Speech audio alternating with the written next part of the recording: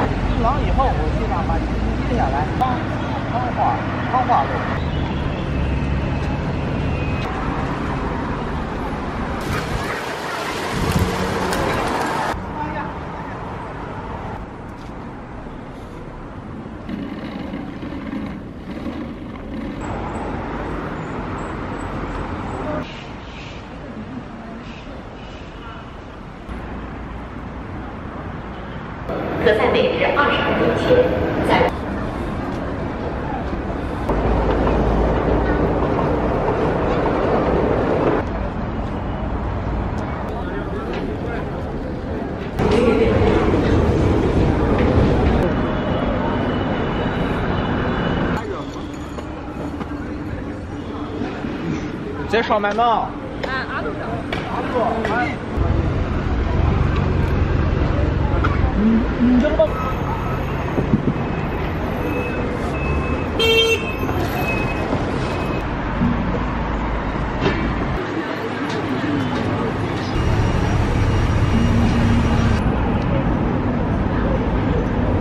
Les amis, je vous retrouve dans le quartier de Changshu. Je suis venu ici parce que tous les vendredis soirs, il y a un Muslim Market, un marché de bouffe musulmane. C'est tenu par la communauté ouïghour. Les Ouïghours vivent surtout dans la région autonome du Xinjiang, qui se trouve tout à l'ouest de la Chine, qui est une grosse région. Sauf que je suis arrivé à 18 h, c'était déjà fermé. Tout le monde était en train de remballer.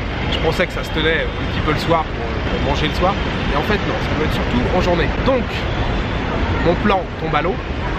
Mais j'ai ma petite idée, je pense que je vais rentrer dans le quartier et je sais à peu près où je vais aller manger ce soir. Alors, je vous ai pas fait beaucoup d'images en fin d'après-midi parce que j'ai fait un peu n'importe quoi. En fait, je voulais aller dans le quartier de Pudong et j'y suis allé. J'ai décidé d'aller à Pudong, j'ai pris le métro et quand je suis arrivé à Pudong, il faisait pas nuit complètement, mais voilà, la nuit était un peu tombée et en fait, voilà, j'y suis allé trop tard. J'aimerais bien faire des images un peu de jour et puis voilà, la nuit tombante et la nuit. Donc j'y suis allé, il était trop tard, j'ai laissé tomber. Donc je suis arrivé ici et voilà, le marché est fermé. Je viens de passer au Family Mart, je me suis acheté une petite boisson un peu chelou, enfin chelou. Ça ne va pas être autant chelou que ça puisque il y a de la fraise et du kiwi à l'intérieur. Je suppose que c'est du lait, fraise, kiwi. Ça doit être bon, on va goûter. Oui, c'est du lait. Kiwi, fraise, lait. C'est même très bon. Petit morceau avec. Ouais, c'est super bon. Très bon. Ça a coûté 7 yuan 80, ce qui fait je crois à peu près pile poil 1 euro. Alors à peu près pile poil, ce qui fait pile poil 1 euro.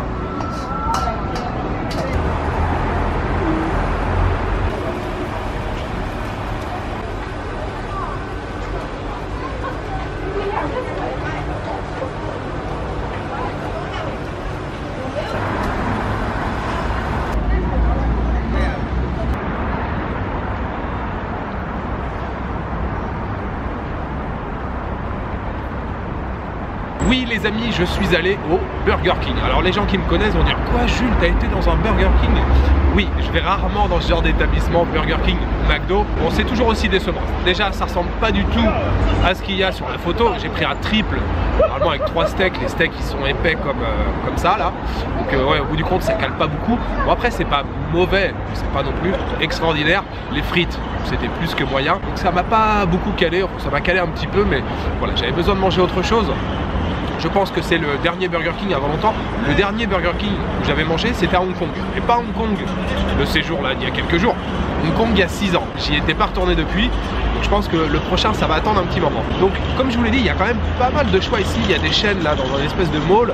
Là, il y a des restaurants, on va dire, indépendants. Et puis, il y avait un petit magasin là, avec une femme qui faisait cuire des brochettes. En fait, vous arrivez, vous rentrez, vous servez, vous ouvrez le frigo, vous prenez les brochettes que vous voulez. Il y a pas mal de choix, il y a des légumes, des aubergines, du chou, de la salade, et puis pas mal de viandes différentes. J'ai pris 2 brochettes de poulet, franchement elle avait une petite sauce épicée dessus. Je viens de les manger, je viens de me régaler. Seulement 4 yuan la brochette, ça coûtait 1 € là les deux, c'était très bon. Et la femme était sympathique comme tout, elle m'a tchatché pendant je sais pas combien de temps en chinois. Alors je lui faisais des sourires évidemment.